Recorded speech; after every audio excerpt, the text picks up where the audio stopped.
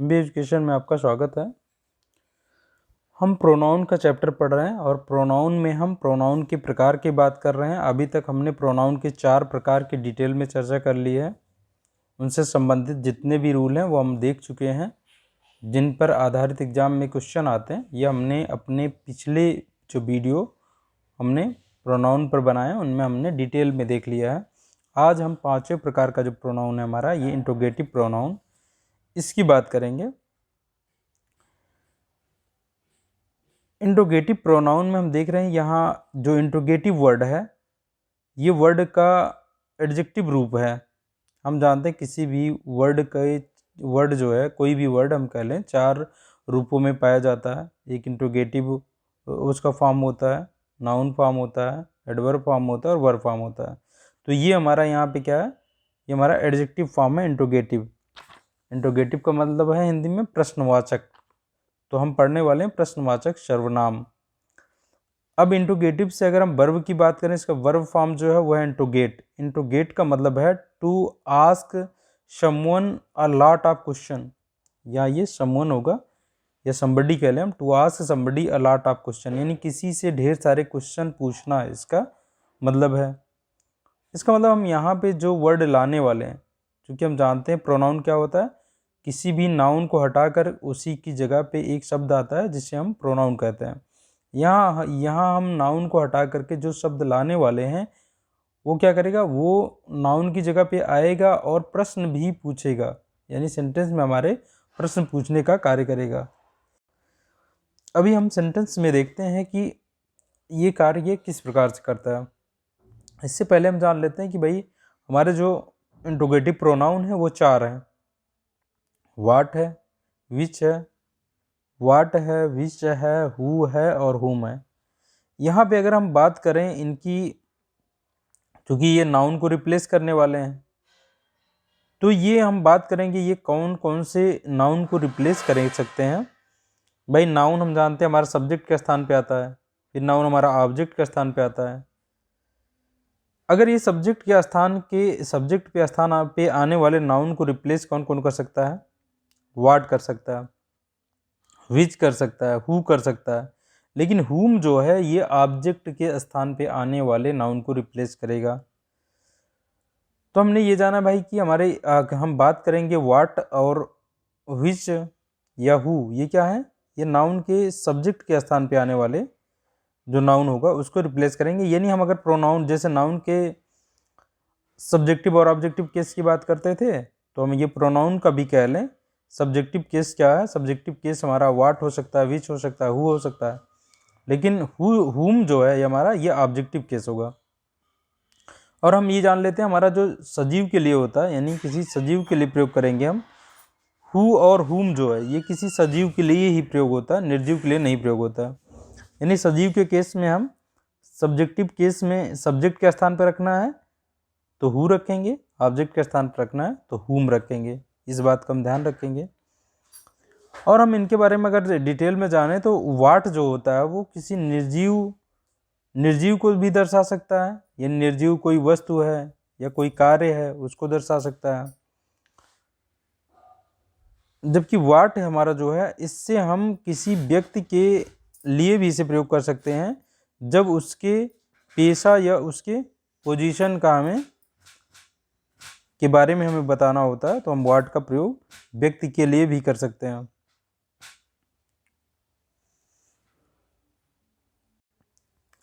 इसी तरीके से हम विच का प्रयोग जो है सिलेक्शन के अर्थ में करते हैं, यानी चुनाव के अर्थ में करते हैं।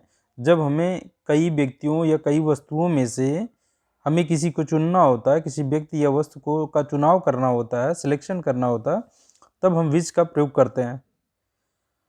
ऐसे ही हम हु का प्रयोग कर लेंगे सब्जेक्टिव केस में, यानी कभी किसी व्यक्ति के लिए अगर सब्जेक्ट के स्थान पे जो नाउन है उसे हटाना है तो हम वहाँ पे हु का प्रयोग कर सकते हैं।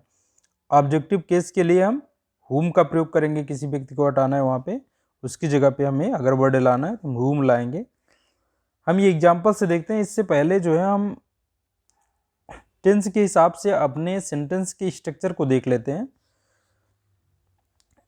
इसके बारे में हालांकि हमने बात कर रखी पहले से, लेकिन हम एक बार यहाँ पे ऑब्जर्व करने के लिए जो है यहाँ पे हम एक बार देख लेते हैं, ताकि हमें वहाँ समझने में आसानी हो कि हम इंट्रोगेटिव प्रोनाउन को कैसे समझ पाएँ। क्योंकि हम जैसे ही इंट्रोगेटिव वर्ड देखते हैं, तो इंट्रोगेटिव वर्ड देखते ही हमें जो है, अगर हमें सेंटेंस का स्ट्रक्चर पता होगा तभी हम जान पाएंगे ये प्रोनाउन है। चूँकि यही वर्ड हमारे, इन्हीं में से कुछ वर्ड हमारे एडजेक्टिव, प्रोनाउन और जो है एडवर्ब भी होते हैं। जैसे वाट जो हमारा है वो तीनों कार्य करता है, प्रोनाउन का भी कार्य करता है, एडजेक्टिव का भी कार्य करता है और एडवर्ब का भी कार्य करता है।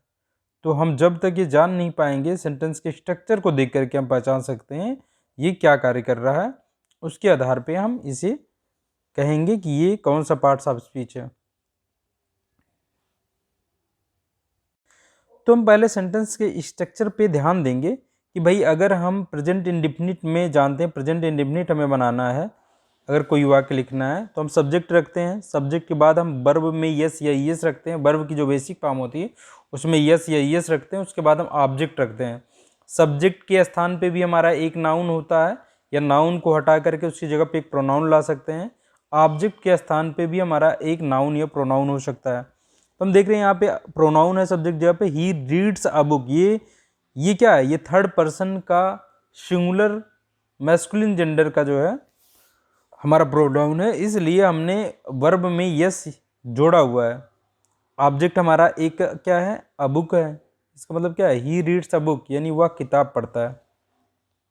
अगर इसका हम इंट्रोगेटिव बनाएंगे तो प्रेजेंट में, क्योंकि प्रेजेंट में हमारा मेन वर्ब ही दिखाई देती है, हेल्पिंग वर्ब नहीं रहती है, तो इसके प्रेजेंट टेंस के लिए हेल्पिंग वर्ब जो है, प्रेजेंट इंडेफिनिट टेंस के लिए जो हेल्पिंग वर्ब है वो हम डज को लेते हैं। अगर हमारा यस या यस जुड़ा हुआ वर्ब है, जैसे रीड्स में यस जुड़ा हुआ है, तब हम यहाँ डज लेंगे। अगर यहाँ यू होता, जैसे हम देख लें यू होता तो ये रीड रहता, यस या यस नहीं जुड़ता चूंकि यू को प्लूरल माना जाता है। तो ये क्या होता, ये रीड होता तो हम यहाँ डज ना लेकर के डू लेते। तो यानी हेल्पिंग वर्ब हम जानेंगे, प्रेजेंट इंडेफिनिट में हेल्पिंग वर्ब होती है डू या डज, जबकि पास्ट इंडेफिनिट में डिड होती है। तो इनको हम ध्यान रखेंगे। तो हम पहले हेल्पिंग वर्ब के माध्यम से बनाएंगे, तो क्या हो गया, डज पहले हो गया, यानी डज निकल के आ गया। उसके बाद हमारा सब्जेक्ट जो है इस डज के बाद चला जाता है। हमारी जो वर्ब थी वो वर्ब यस या यस से स्वतंत्र हो जाती है, अब ये बेसिक फॉर्म में ही लगती है, यानी रीड हुआ, does he read a book, object हमारा वैसे ही पढ़ रहा। तो हम इसको क्या कहते हैं, ये हमारा अभी जिसमें इंट्रोगेटिव वर्ड नहीं लगा हुआ है, ये इस प्रकार का इंट्रोगेटिव सेंटेंस है। हम जानते हैं इंट्रोगेटिव सेंटेंस को हम दो प्रकार में डिवाइड कर सकते हैं। एक इंट्रोगेटिव वर्ड ऐसे होते हैं जो हेल्पिंग वर्ब की मदद से बनते हैं, और हेल्पिंग वर्ब की मदद से जो इंट्रोगेटिव सेंटेंस बनते हैं उनका आंसर हम यस या नो में दे सकते हैं। जैसे मैं कहूँ इसका मतलब ये हुआ, क्या वह किताब पढ़ता है, तो हम इसका देखिए आंसर दे सकते हैं हाँ पढ़ता है। हाँ में केवल हाँ कह के छोड़ सकते हैं, हाँ या नहीं कह के छोड़ सकते हैं। यानी ये ऐसे क्वेश्चन होते हैं जिनको हम यस या नो में इनका आंसर दिया जा सकता है सिर्फ एक ही शब्द में, यानी यहाँ हमें एक्सप्लेन करने की ज़रूरत नहीं होती है। लेकिन यदि इंट्रोगेटिव वर्ड के लिए इंट्रोगेटिव एक वर्ड भी आ जाए इसके आगे, तो वो क्या होता है, वो उससे हमें आंसर यस या नो में नहीं दे सकते। जैसे हम कर लें वाई डज ही, यहाँ देखिए why does he read a book, इसका मतलब हुआ वह किताब क्यों पढ़ता है। अब हम इसका आंसर यस या नो में नहीं दे सकते हैं, इसका आंसर हमें बताना पड़ेगा कि लिख, मतलब डिस्क्रिप्टिव फॉर्म में देना पड़ेगा कि भाई वो ये कारण है कि इसके लिए किताब पढ़ता है। हम यहाँ स्ट्रक्चर के फॉर्म की बात कर रहे हैं, उस पर फोकस करेंगे। तो हमारा क्या है, हमने प्रेजेंट टेंस में जब देखा कि पॉजिटिव सेंटेंस जो हमारा अफर्मेटिव सेंटेंस है उसमें क्या होगा, अफर्मेटिव सेंटेंस में सब्जेक्ट रहेगा, सब्जेक्ट बाद हमारा वर्ब रहेगी, वर्ब में यस या यस जुड़ेगा या नहीं जुड़ेगा ये डिपेंड करेगा सब्जेक्ट पे। अगर सिंगुलर है तो यस या यस जुड़ेगा, अगर सिंगुलर नहीं है प्लूरल है तो ये यस या यस नहीं रहेगा उसके साथ। लेकिन जैसे ही यस या यस भले जुड़ा है, लेकिन ये इंट्रोगेटिव बनता है हेल्पिंग वर्ब के माध्यम से, जिसका आंसर यस या नो में दिया जा सकता है। तो ये डज, अगर यहाँ पे डज पहले आ जाएगा तो ये क्या हो जाएगा, इसके साथ यस या यस अब नहीं लगेगा। यही चीज़ हम नेगेटिव बनाना चाहते हैं। नेगेटिव हमारा कहाँ आता है, नेगेटिव आता है सब्जेक्ट के बाद डज निकल के आता है हेल्पिंग वर्ब, उसके बाद आती है हमारी नॉट आता है, नॉट के बाद जो है हमारा वर्ब का ये बेस फॉर्म आता है, यहाँ भी यस या यस नहीं आता है। भाई ये यस या यस जिसके साथ है यानी सिंगुलर सब्जेक्ट के साथ ही ऐसा है। अगर सिंगुलर सब्जेक्ट ना होता, प्लूरल होता, तो ये पहले ही इसमें यस या यस नहीं लगा होता। तब हम यहाँ डू प्रयोग, जैसे you do not read a book होगा, तो ये हम ध्यान देंगे। तो हमने क्या समझा, हमें यहाँ फोकस करना है कि भाई सब्जेक्ट जब हमारा अफर्मेटिव सेंटेंस रहता है तब होता है सब्जेक्ट, सब्जेक्ट के बाद वर्ब, वर्ब के बाद ऑब्जेक्ट। लेकिन अगर इंट्रोगेटिव बना हेल्पिंग वर्ब की मदद से तो क्या होगा, हमारा हेल्पिंग वर्ब पहले आ जाएगा, डू या डज पहले आ जाएगा, डू या डज के बाद सब्जेक्ट हो जाएगा, उसके बाद वर्ब की बेस फॉर्म रहेगी, उसमें यस या यस नहीं रहेगा, चाहे सिंगुलर हो चाहे प्लूरल सब्जेक्ट हो रहा हो। लेकिन हमारा देखिए सब्जेक्ट इस बार बाद में चला गया है, ऑब्जेक्ट हमारा पीछे ही पड़ा हुआ, ऑब्जेक्ट वहीं पे है। फिर हम देखते हैं यहाँ पे नेगेटिव में जब बना तो सब्जेक्ट वहीं है हमारा, नॉट लग गया, डज नॉट लग गया इस वर्ब से पहले, यानी सब्जेक्ट और वर्ब के बीच में जो यहाँ था डज नॉट आ गया। अब ये अगर हम डज को आगे लाते हैं, डज आगे लाते हैं, नॉट वहीं रह जाएगा, सब्जेक्ट के बाद रह जाएगा। तो ये ध्यान देंगे हम कि अगर इंट्रोगेटिव भी है और नेगेटिव भी है तो हमारा हेल्पिंग वर्ब पहले आ जाएगा, सब्जेक्ट उसके बाद रहेगा, नॉट उसके बाद रहेगा, सब्जेक्ट के बाद भी नॉट रहेगा। इस तरीके से हम देख रहे हैं कि देखिए इंट्रोगेटिव सेंटेंस में हमारा सीधे हेल्पिंग वर्ब के बाद हमारा सब्जेक्ट आ रहा है।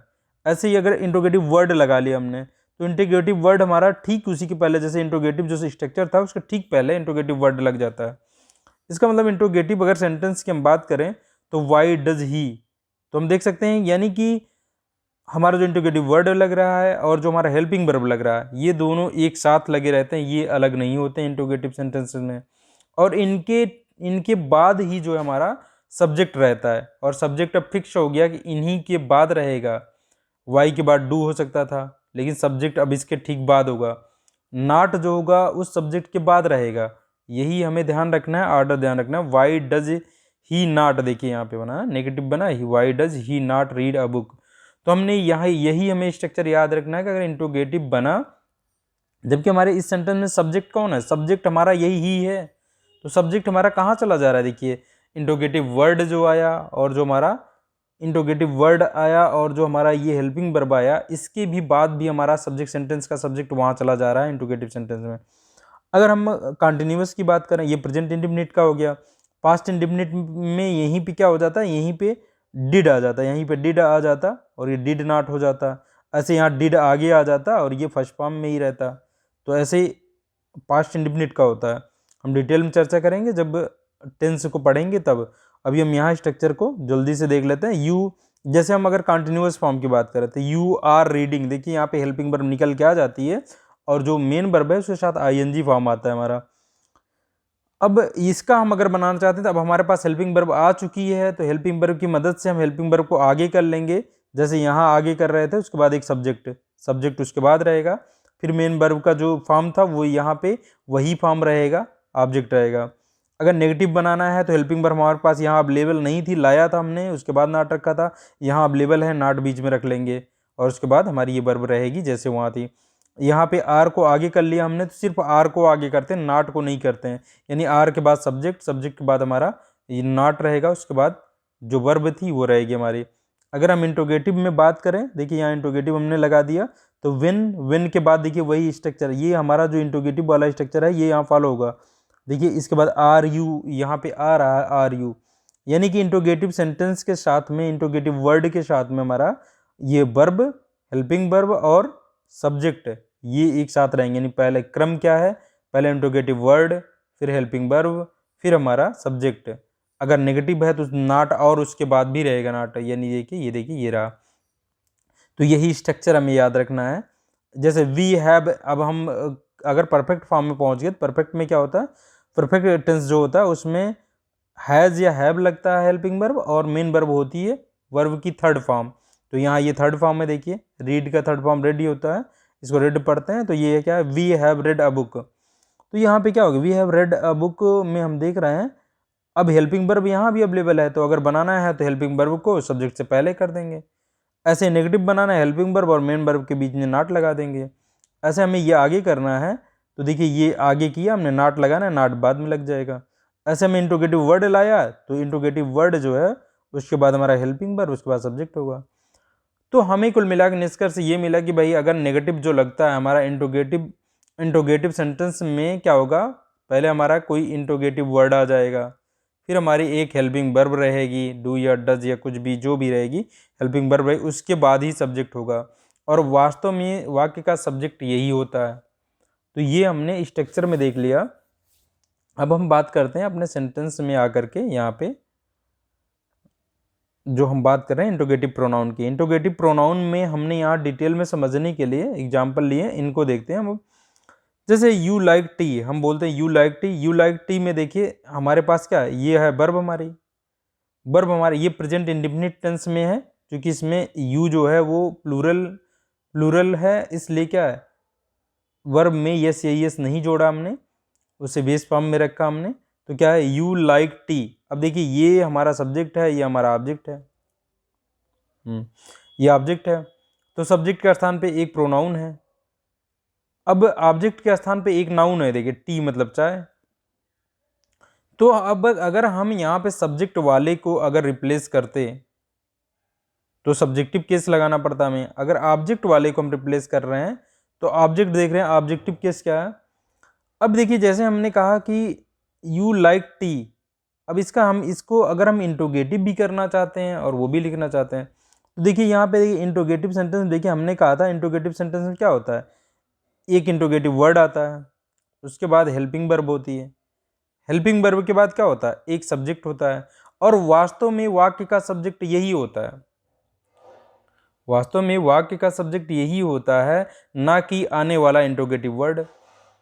तो ये इंट्रोगेटिव वर्ड जो आया है यहाँ पे वो क्या है हमारा, इसे हमें जानना जरूरी। ये पार्ट्स ऑफ स्पीच में कौन सा पार्ट्स ऑफ स्पीच है, तो हम यहाँ पे देखेंगे भाई इसने कि अगर हम इसका अर्थ निकालें तो अर्थ के हिसाब से जाएंगे तो हमें यहाँ समझ में आ जाएगा। जैसे हम कहें कि यू लाइक टी, यानी तुम चाय पसंद करते हो, जबकि यहाँ हम क्या कह रहे हैं, हम कह रहे हैं तुम क्या पसंद करते हो या आप क्या पसंद करते हैं। ठीक है, यहाँ आप क्या पसंद करते हैं, देखिए हमने यहाँ पे जो वो था वही यहाँ सब्जेक्ट है, लेकिन किसको रिप्लेस किया, जो चाय थी, पसंद किसको कर रहा था, चाय को। चाय को हमने रिप्लेस कर दिया एक वर्ड से, वाट से। भाई हम कह रहे हैं, पहले कह रहे हैं हम मतलब आप चाय पसंद करते हैं, तो वहाँ पे देखिए चाय पसंद कर, चाय आ रही चाय पसंद करने को। फिर हमने वही क्वेश्चन पूछ लिया आप क्या पसंद करते हैं, तो किसको रिप्लेस किया हमने, चाय को, आप क्या पसंद करते हैं। और साथ में क्वेश्चन भी पूछ रहे हैं, यानी ये जो वर्ड आया हमारा ये हमारा यहाँ पे ऑब्जेक्ट है ना कि सब्जेक्ट है, क्योंकि इसने ऑब्जेक्ट को रिप्लेस किया है। अभी हमने स्ट्रक्चर के बारे में इतना डिटेल में क्यों बात की कि आप यही सोचेंगे कि ये सब्जेक्ट है, लेकिन ये सब्जेक्ट नहीं है। देखिए यहाँ पे ये ऑब्जेक्ट है, क्योंकि हमने बताया इंट्रोगेटिव वर्ड आता है, इंट्रोगेटिव वर्ड के बाद एक जो है हमारा हेल्पिंग वर्ब रहता है, उसके बाद सब्जेक्ट हमारा उसके बाद चला जाता है। तो वास्तव में वाक्य का सब्जेक्ट यू है ना कि वाट है। तो वाट हमारा यहाँ क्या है, ऑब्जेक्ट है। लेकिन ऑब्जेक्ट है तो आप बात करेंगे कि इसको वर्ब के बाद होना चाहिए, तो यहाँ पे इंग्लिश में यही चीज़ है कि ऑब्जेक्ट अगर इंट्रोगेटिव वर्ड है तो उसे लास्ट में नहीं ना रख करके उसे आगे ला लेते हैं हम, उसे हम आगे ला लेते हैं। तो यानी इंट्रोगेटिव वर्ड जो होता है वो ऑब्जेक्ट के रूप में रहेगा, फिर भी वो वर्ब के बाद ना होकर के पहले आ जाता है। और हमने ये बात की थी कि कभी कभी भाई हमें हमेशा ये निश्चित नहीं रखना है कि ऑब्जेक्ट वर्ब के बाद ही आएगा, ऑब्जेक्ट हमारा वर्ब से पहले भी आ सकता है, यहाँ तक कि सब्जेक्ट से भी पहले आ सकता है, यानी वाक्य की एकदम शुरुआत में आ सकता है।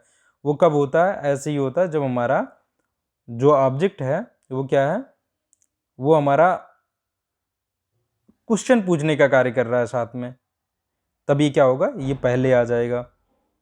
तो हमने यहाँ समझा कि वाट क्या है हमारा, वाट टी को रिप्लेस कर रहा है और ये ऑब्जेक्टिव केस है। तो हमने देखा वाट जो है वो ऑब्जेक्टिव केस में प्रयोग हुआ है सेंटेंस में। अगला सेंटेंस देखते हैं, जैसे हम कह रहे हैं यू लाइक हर, यानी तुम उसे पसंद करते हो, हम कह रहे हैं तुम उसे पसंद करते हो या आप उसे पसंद करते हैं, ये हुआ। अब हम अगले वाक्य कह रहे हैं whom डू यू लाइक, यानी आप किसे पसंद करते हो, आप किसको पसंद करते हो। यहाँ हमने पूछा आप किसको पसंद करते हो, तो देखिए यहाँ पे जो whom आ रहा है वो हर को रिप्लेस किया, इसने हर को रिप्लेस किया यानी ऑब्जेक्ट को रिप्लेस किया। तो whom जो है ये कैसा है, ऑब्जेक्टिव केस है। और यहाँ सेंटेंस के स्ट्रक्चर में भी हम देख रहे हैं, तो यहाँ पे हमारा सब्जेक्ट कहाँ होता है, हेल्पिंग वर्ब के बाद जो रहता है वो सब्जेक्ट होता है, यानी इस सेंटेंस का सब्जेक्ट क्या है, यू है, ना कि whom है। तो whom क्या है हमारा ऑब्जेक्टिव केस है। अभी हमने बात की थी कि जो हमारा ये whom है ये किसी सजीव पर्सन के लिए लगता है, सजीव चीज के लिए लगता है, और क्या है, ये ऑब्जेक्टिव केस है। देखिए इस सेंटेंस में ऑब्जेक्टिव केस में ये लगा हुआ है, whom do you like, यानी तुम किसे पसंद करते हो। अब हम अगला सेंटेंस की अगर बात करते हैं तो अगले सेंटेंस में हमारा है गॉड इज ओमनीपोटेंट, यानी गॉड जो है वो ओमनीपोटेंट मतलब सर्वशक्तिशाली, यानी सर्वशक्तिशाली हैं, सर्वशक्तिमान है कलम, ठीक है, ये है। अब हमने गॉड को रिप्लेस कर दिया, अब सब्जेक्ट को देखिए यहाँ रिप्लेस कर दिया हमने, यहाँ करें हु इज ओमनीपोटेंट। अब ये वर्ड जो आया गॉड को रिप्लेस करके, ये क्वेश्चन भी पूछ रहा है और हमारे नाउन को रिप्लेस करके आया भी है, तो ये प्रोनाउन है। और क्या है, प्रोनाउन के साथ में ये क्वेश्चन भी पूछ रहा है, तो यानी इंट्रोगेटिव प्रोनाउन है गॉड। यानी अब हु इज ओमनीपोटेंट यानी कौन सर्वशक्तिशाली है, हम कह रहे हैं यहाँ पे, देखिए कौन सर्वशक्तिशाली है, तो इसने सब्जेक्ट को रिप्लेस किया, ये तो ये क्या है, ये सब्जेक्टिव केस है। तो हमने अभी बात की थी, हमने दोनों देख लिया, किसी सजीव चीज के लिए, ठीक है, किसी सजीव, वैसे गॉड को यहाँ पे हम सजीव मान सकते हैं, किसी सजीव चीज के लिए हु और हुम ये क्या है, हु सब्जेक्टिव केस है, हुम ऑब्जेक्टिव केस है। तो इस बात का ध्यान रखेंगे, अगर कहीं ऑब्जेक्टिव केस लगाना है हमें और सजीव के लिए लगाना है तो हुम लगाएंगे, और जो हमारा हु है ये सब्जेक्टिव केस होगा, हुम ऑब्जेक्टिव केस होगा। अगला सेंटेंस देखते हैं हम, red is your favourite colour. Favourite की स्पेलिंग गलत है यहाँ पे, फेवरेट OU होना चाहिए, यहाँ पे ये आप सही कर लेंगे। क्या है, red is your favourite colour, जो है फेवरेट कलर में देखिए क्या है, red is your favourite colour जो है, इसमें हम देख रहे हैं कि देखिए रेड इज योर फेवरेट, यानी कि लाल तुम्हारा जो है प्री कलर है, हम कह रहे हैं। फिर हमने रेड को रिप्लेस करके देखिए विच ला लिया, which is your favourite colour यानी फेवरेट कलर, तो यहाँ पे क्या है विच, यानी कौन सा। देखिए हमने चुनाव किया ना, जैसे कई कलर हैं, कलर के कई चीजें हैं, कलर यहाँ कई कलर हैं, तो उनमें से एक कलर को चुना आपने, सिलेक्शन किया आपने रेड को। तो देखिए लेकिन इसने सब्जेक्ट को रिप्लेस किया, तो ये क्या है, विच सब्जेक्टिव केस में प्रयोग होता है, विच सब्जेक्टिव केस में प्रयोग होता है, तो यहाँ पे हो गया विच हमारा सब्जेक्टिव केस में, और ये निर्जीव के लिए आता है, तुमने देख लिया ये सब्जेक्टिव केस है हमारा विच, जो कि एक नाउन को ही रिप्लेस कर रहा है, रेड हमारा नाउन था यहाँ पे, तो ये हो गया हमारा इंट्रोगेटिव, क्वेश्चन भी पूछ रहा है, इंट्रोगेटिव प्रोनाउन हो गया, और क्या हो गया सब्जेक्टिव केस में। तो हमने 4 प्रोनाउन देखने थे, एक दिया है वाट, जो है हमारा वाट ऑब्जेक्टिव केस में आया, हमने अभी तक देखा वाट सब्जेक्टिव ऑब्जेक्टिव केस में आया, और देखिए विच जो है ये सब्जेक्टिव केस में, हु सब्जेक्टिव केस में, हुम ऑब्जेक्टिव केस में। तो अभी तक हमने जाना वाट ऑब्जेक्टिव केस में और हुम ऑब्जेक्टिव केस में, ये निर्जीव के लिए, ये सजीव के लिए, और निर्जीव के लिए ये सब्जेक्टिव केस में और ये ऑब्जेक्टिव केस में। तो इन बात का ध्यान रखेंगे हम, क्योंकि इनका प्रयोग आगे बहुत जगह होने वाला है, क्योंकि हम इन्हीं में से पहचानेंगे कि यही वाट या विच जो है ये एडजेक्टिव भी हो जाएंगे, कब हो जाएंगे उनको देखेंगे, और ऐसे ही WS से शुरू होने वाले कुछ ऐसे वर्ड हैं जो एडवर्ब होते हैं, वो हम देखेंगे। अब हम यहाँ बात करते हैं कि यहाँ पे हम देख लेते हैं, अगला सेंटेंस देखते हैं पहले, सी इज डांसिंग विद सोहन, हम कह रहे हैं रोहन कह रहे हैं। अब कह रहे हैं सी इज डांसिंग विद रोहन। अब देखिए यहाँ पे एक प्रीपोजिशन आया हुआ है, हम जानते हैं प्रीपोजिशन के बाद भी एक नाउन प्रयोग होता है, जिसे हम प्रीपोजिशन का ऑब्जेक्ट कहते हैं, यानी प्रीपोजिशनल ऑब्जेक्ट कहते हैं। ये भी एक नाउन है, इसको भी हम रिप्लेस कर सकते हैं। अगर इसको रिप्लेस किया जाता है और यहाँ जिस वर्ड से रिप्लेस करने वाले हैं हम, वो क्वेश्चन करेगा, अगर वो क्वेश्चन कर रहा है वो इंट्रोगेटिव वर्ड हो जाएगा। इंट्रोगेटिव वर्ड हम जानते हैं लास्ट में रख नहीं सकते हम, तो इंट्रोगेटिव वर्ड में हम इंट्रोगेटिव वर्ड होते ही उसे हम पहले ले आ लेंगे। लेकिन हम देख रहे हैं ये क्या है, ऑब्जेक्ट है, चूंकि भाई प्रीपोजिशन का ऑब्जेक्ट है, चाहे वर्ब का ऑब्जेक्ट हो चाहे प्रीपोजिशन का ऑब्जेक्ट है, तो हमें क्या लगाना होगा, ऑब्जेक्टिव केस लगाना होगा, प्रोनाउन का भी ऑब्जेक्टिव केस लगाना होगा, और ऑब्जेक्टिव केस किसी सजीव के लिए क्या है, हुम है। अगर हम उसकी बात करते तो वाट होता, निर्जीव होता तो वाट होता, इसके लिए हुम है, तो हुम लगाएंगे। देखिए हुम लगाया हमने, लेकिन इसको पहले ला के रख लिया, और जैसे ही हुम लगाया हमने तो देखिए ये क्या है, ये रिप्लेस हो गया। लेकिन हमारे सेंटेंस का स्ट्रक्चर भी देखिए बदल जाता है। हुम के बाद भाई अब ये सी इज था, सी इज ना होकर के देखिए इज पहले आ गया। जैसे ही इंट्रोगेटिव वर्ड पहले आता है, हमारा सेंटेंस जो है स्ट्रक्चर भी चेंज हो जाता है। यही हम आपको यहाँ बताना चाहते हैं, इस बात का ध्यान रखेंगे। देखिए इंट्रोगेटिव वर्ड तो हम रोहन के लिए लाए, लेकिन रोहन के लिए ये आते ही पहले आ गया, वाक्य की शुरुआत, चूंकि ये लास्ट में हो नहीं सकता है, हमारा सेंटेंस का फॉर्म भी चेंज हो गया, हेल्पिंग वर्ब पहले और ये हमारा जो इसका सब्जेक्ट है, जो इसका मेन सब्जेक्ट है, सब्जेक्ट वर्ड है, वो बाद में हो गया। यहाँ हो गया whom is she dancing with. अब देखिए यहाँ लास्ट में क्या है, प्रीपोजिशन छूट गया।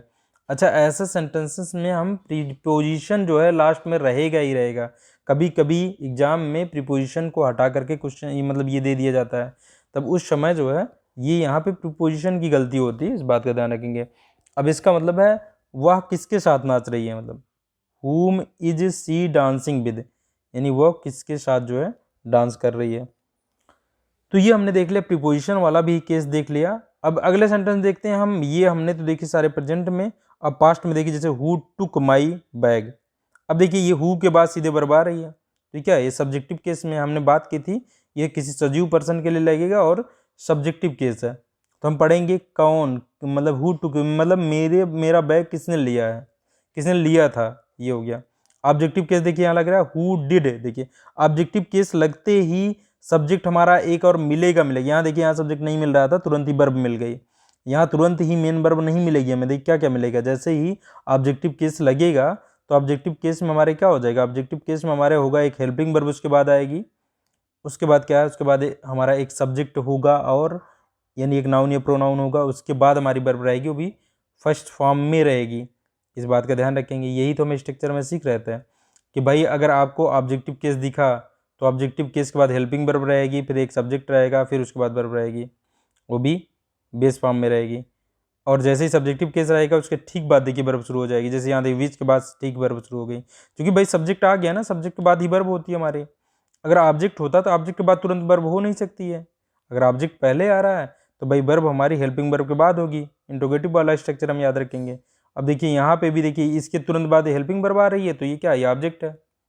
हुम के बाद हेल्पिंग वर्ब आ रहा है, ये ऑब्जेक्ट है, यानी ऑब्जेक्ट का कार्य कर रहा है। तो ये हम देखेंगे ऐसे। व्हाट आर यू डूइंग हो गया, देखिए व्हाट के बाद सीधे क्या आ रहा है, देखिए हेल्पिंग वर्ब आ रही है, उसके बाद एक सब्जेक्ट आ रहा है, तो ये क्या है, ये हमारा है ऑब्जेक्ट है, तो वहाँ पे ऑब्जेक्ट कर रहा है। व्हाट आर यू डूइंग यानी तुम क्या कर रहे हो। ये चीज़ें हमने देख ली। तो इस तरीके से हम आसानी से पहचान सकते हैं कि भाई हमारा प्रोनाउन है या हमारे मतलब ये प्रोनाउन है, या अभी हम देखेंगे एडजेक्टिव है। एडजेक्टिव के केस में क्या होगा कि तुरंत ही हमारा उसके यानी उस वर्ड के तुरंत बाद एक नाउन हो जाया करेगा। जैसे कि हम देखते हैं एक नाउन आएगा तो वो उस नाउन के बारे में बताएगा कुछ, अगर उस नाउन के बारे में बताएगा तो क्या हो जाएगा, वो प्रोनाउन हो जाएगा। जैसे कि हम देखते हैं यहाँ पे। हाँ, तो पहले इनकी हम चर्चा कर लेते हैं, बाकी हम डिटेल में चर्चा करेंगे जब इस पार्ट में आएंगे। भाई हम इंट्रोगेटिव एडवर्ब भी देखेंगे, तो इंट्रोगेटिव एडवर्ब में आएंगे, इनकी डिटेल में चर्चा करेंगे। जैसे इंट्रोगेटिव एडवर्ब वाट जो है इंट्रोगेटिव एडवर्ब भी होता है। वेयर देखिए वो वेयर होता है, व्हेन होता है, हाउ होता है, वाई होता है, ये सब क्या है, ये इंट्रोगेटिव एडवर्ब हैं जो क्वेश्चन भी पूछते हैं और एडवर्ब का भी कार्य करते हैं। अब देखिए इंट्रोगेटिव एडजेक्टिव जो है, देखिए विच अभी हम जो पढ़ रहे थे, ये इंट्रोगेटिव एडजेक्टिव भी होता है। इंट्रोगेटिव एडजेक्टिव वाट भी होता है। हुज जो है ये इंट्रोगेटिव एडजेक्टिव है जो पोजीशन दर्शाता है, यानी इनके बाद एक नाउन आएगा। जैसे हम ये देखिए सेंटेंस में विच या वाट दोनों हमारे क्या इंट्रोगेटिव एडजेक्टिव का कार्य कर सकते हैं। और ये हमने अभी देखा ये हमारे प्रोनाउन भी होते हैं, इंट्रोगेटिव प्रोनाउन भी होते हैं, ये देखिए। लेकिन ये क्या इनके ठीक बाद अगर हमारे क्या आ जा रही है, एक नाउन नहीं आ रहा है, ठीक इनके बाद एक नाउन नहीं आ रहा है, तो ये प्रोनाउन होंगे।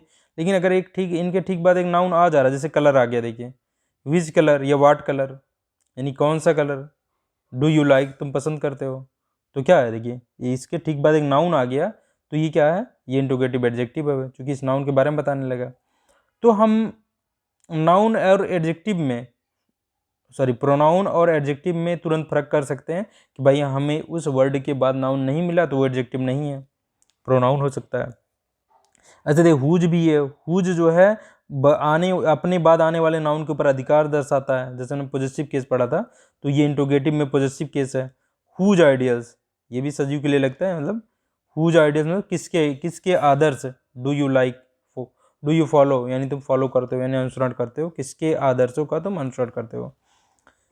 तो इस तरीके से हम देखेंगे, एडजेक्टिव में आएंगे तो और डिटेल में से देखेंगे। वाट इज हम करें, वाट इज देखिए यहाँ पे सीधे वर्ब स्टार्ट हो गई, वाट के बाद सीधे वर्ब आ गई, तो क्या है वाट यहाँ पे हमारा अब सब्जेक्ट है। देखिए हमने अभी बात की थी कि वाट हमारा ऑब्जेक्ट होता है, वाट देखिए सब्जेक्ट का भी कार्य कर सकता है। तो अभी तक हमें क्या मिला, प्रोनाउन के केस में वाट सब्जेक्ट भी हो सकता है, ऑब्जेक्ट भी हो सकता है, ज़्यादातर ऑब्जेक्ट रहता है। विच हमारा जो ये सब्जेक्टिव केस है, निर्जीव के लिए लगता है। वाट भी हमारा निर्जीव के लिए लगता है।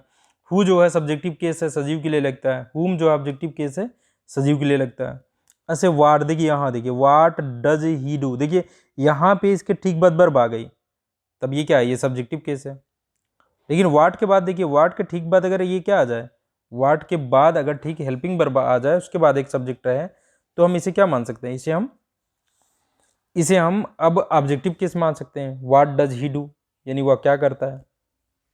अच्छा, यहाँ पे इसको हम ये भी जान सकते हैं, ये एडवर्ब भी है। एडवर्ब किस हिसाब से है, अगर हम भाई इस वाट का मतलब लेते हैं कोई एक वस्तु या किसी एक पर्सन का नाम लेते हैं या किसी एक चीज़ को लेते हैं, तो ये क्या हो जाएगा, ये हमारा प्रोनाउन भी हो सकता है। और किसी एक खास स्थिति में जब ये वर्ब की विशेषता बताने लगेगा, तो ये एडवर्ब भी हो सकता है। ये एडवर्ब वाले चैप्टर को हम जब पढ़ लेंगे तब आपको ध्यान में समझ में आएगा, तो हम वहाँ पे देखेंगे।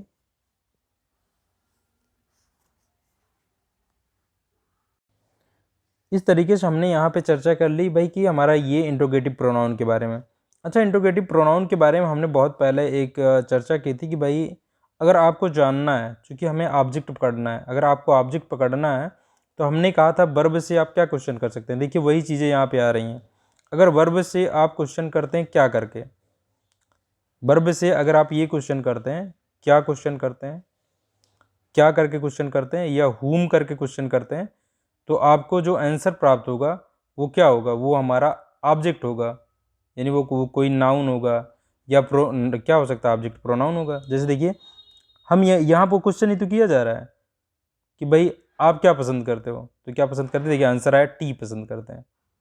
यहाँ पे यार तुम किसको पसंद करते हो, तो हम उसको पसंद करते हैं। देखिए तो हमने ये बताया था जब देख रहे थे हम ट्रांजिटिव वर्ब, जब हमने देखा था ट्रांजिटिव वर्ब के बाद एक ऑब्जेक्ट उसे एक ऑब्जेक्ट चाहिए होता है, क्योंकि ट्रांजिटिव वर्ब का नाम ही उसी आधार पर पड़ा है, उसे ऑब्जेक्ट चाहिए। और ऑब्जेक्ट हमने देखा था डायरेक्ट ऑब्जेक्ट होता है या इनडायरेक्ट ऑब्जेक्ट होता है। जो इनडायरेक्ट ऑब्जेक्ट होता है वो एक सजीव होता है। अगर हमें पता करना है कि भाई हमारी वर्ब ट्रांजिटिव वर्ब है या नहीं, तो वर्ब से हम क्वेश्चन अगर हुम करते हैं और जो आंसर प्राप्त होता है उसका वो हमें मिलता। जैसे यहाँ देखिए ये वर्ब है, वर्ब के पहले हमने ये क्वेश्चन कर लिया हुम डू यू लाइक, यानी तुम किसे पसंद करते हो। वर्ब क्या है, पसंद करना। हमने कहा तुम किसे पसंद करते हो, तो आंसर क्या आया, हुम लगा के क्वेश्चन किया, आंसर आया उसको पसंद करते हैं। तो ये क्या है, ये इनडायरेक्ट ऑब्जेक्ट है। ऐसे जब हम वाट लगा के क्वेश्चन, वाट लगा कर वर्ब में वाट के माध्यम से करते हैं क्वेश्चन, तो क्या मिलता है, तुम क्या पसंद करते हो, तो जो आंसर मिलता है वो हमारा डायरेक्ट ऑब्जेक्ट होता है। इस तरीके से हमने ऑब्जेक्ट पकड़ा हुआ था यहाँ पे कि हम ऑब्जेक्ट भी पकड़ सकते हैं। तो देखिए वाट या हुम, अब आप ये भी देख सकते हैं कि भाई ये क्या हुआ, वाट के माध्यम से निर्जीव चीज़ हम जान ही रहे थे, विच के माध्यम से भी हम पकड़ सकते हैं। अच्छा ये सॉरी ये ऑब्जेक्टिव केस थे, हाँ ये हमने देखी क्या है, ये ऑब्जेक्टिव केस है और ये ऑब्जेक्टिव केस है, वाट है और ये है। और ये देखिए चूंकि हम ऑब्जेक्ट ही पकड़ने का कार्य कर रहे थे ना, इसलिए हमने इनके माध्यम से इनकी मदद ली थी। सब अगर सजीव के लिए पकड़ना है हुम और आप अगर निर्जीव के लिए पकड़ना है तो वाट। ये हमने वहाँ पे जो बात की थी वो यहाँ भी लागू हो रही। देखिए ये हम कैसे, यहाँ पे वाट और हुम चूंकि ये ऑब्जेक्ट पकड़ने के लिए थे, बाकी ये दोनों क्या है, ये सब्जेक्टिव केस हैं। देखिए तो सब्जेक्ट को पकड़ना, आपको सब्जेक्ट पकड़ना है अगर सेंटेंस में, तो आप क्या क्वेश्चन करेंगे, वर्ब से क्वेश्चन करेंगे विच या हु। तो आप सेंटेंस में आप सब्जेक्ट भी पकड़ सकते हैं। यानी सब्जेक्ट को पकड़ने के लिए क्वेश्चन हमने किया विच का, तो जो आंसर प्राप्त हुआ वो सब्जेक्ट है। या हु का क्वेश्चन किया, जैसे हमने कहा कौन शक्ति, यहाँ हमने क्वेश्चन कर दिया कौन शक्तिशाली है। देखिए यहाँ कौन शक्तिशाली हमने कहा, तो देखिए किससे क्वेश्चन किया, देखिए हमने क्वेश्चन किया यहाँ से सब्जेक्ट वाले से, तो जी क्या मिला, ये मिला हमें। ऐसे यहाँ देखिए विच, कौन सा कलर पसंद है, तो हमने क्या किया, ये विच मिला हमें, रेड कलर पसंद है। तो हम अगर क्वेश्चन करते हैं विच या हु का क्वेश्चन करते हैं तो हमें सब्जेक्ट मिलेगा सेंटेंस में।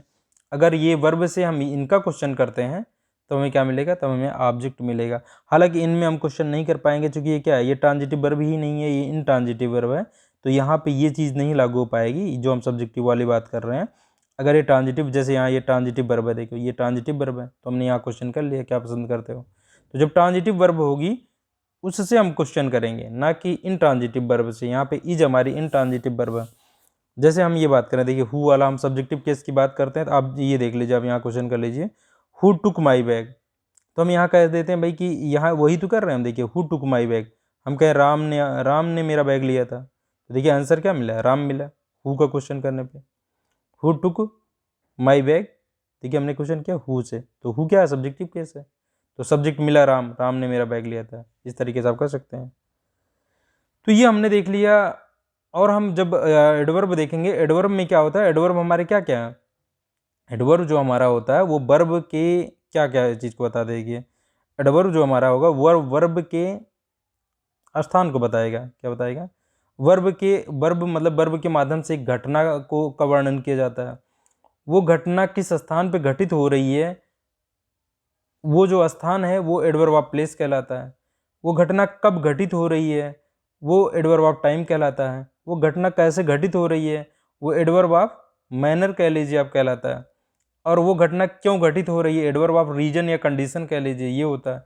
तो आप ये सब देखिए क्वेश्चन इनसे, वर्ब से ये क्वेश्चन करेंगे, वर्ब से ये क्वेश्चन करेंगे, तब आपको वो पता चलेगा कि भाई वो एडवर्ब है। तो यानी ये सब वर्ब से क्वेश्चन करने पे जो आंसर प्राप्त होता है वो एडवर्ब होता है। जैसे हम कहें राम जो है, हम कह रहे राम जो है घर गया, अगर हम कहें राम घर गया, राम वेंट होम, राम घर गया था। हम कह रहे हैं अगर हमने वेंट से राम कहाँ गया, हमने क्वेश्चन किया, वेयर किया क्वेश्चन, तो हमें जो आंसर मिला होम, यहाँ होम हमारा नाउन नहीं है, ऑब्जेक्ट नहीं है, यहाँ क्या है हमारा, होम हमारा एडवर्ब है यहाँ पे। ये भी क्या है, एक प्लेस का नाम है, लेकिन फिर भी क्या है, ये हमारा वेयर करने, वर्ब से वेयर वाला क्वेश्चन करने पे हमें मिल रहा है। तो हम एडवर्ब में डिटेल में जानेंगे। अभी हमने यहाँ पे जो है प्रोनाउन देख लिया, प्रोनाउन को ध्यान रखेंगे। तो निष्कर्ष हमारा ये रहा, प्रोनाउन जो है हमारा वाट जो है ये सब्जेक्टिव केस भी हो जाता है, ऑब्जेक्टिव केस भी हो जाता है। देखिए सब्जेक्टिव और ऑब्जेक्टिव, लेकिन निर्जीव के लिए प्रयोग होगा। ऐसे जो विच है हमारा ये सब्जेक्टिव केस ही रहेगा केवल, और निर्जीव के लिए रहेगा। सजीव के लिए सब्जेक्टिव केस केवल और केवल हु रहेगा, ऑब्जेक्टिव केस केवल और केवल सजीव के लिए हुम रहेगा। वाट ऐसा है जो कि हमारा ऑब्जेक्टिव और सब्जेक्टिव दोनों बन जाता है, लेकिन ज़्यादातर ऑब्जेक्टिव केस में ही प्रयोग होता है इसका। किसी विशेष परिस्थितियों में ये सब्जेक्ट भी बन जाता है। वाट हम देखेंगे, वाट हमारा जो है ये एडवर्ब भी होता है, इंट्रोगेटिव प्रोनाउन भी होता है, इंट्रोगेटिव एडवर्ब भी होता है, इंट्रोगेटिव एडजेक्टिव भी होता है। तो ये सब हम अन्य जगह पे अब देखेंगे। अभी आज यहीं तक रखते हैं हम। तो हमने जो है पूरी बात कर ली है इसके बारे में। इंट्रोगेटिव जो हमारा प्रोनाउन था ये हमने देख लिया है। अगले पार्ट में हम अगला अपना प्रोनाउन देखेंगे, जो कि हमारा प्रोनाउन कौन सा है, डिस्ट्रीब्यूटिव, कौन सा है, डिस्ट्रीब्यूटिव प्रोनाउन होगा। चलिए अगले पार्ट में बात करते हैं।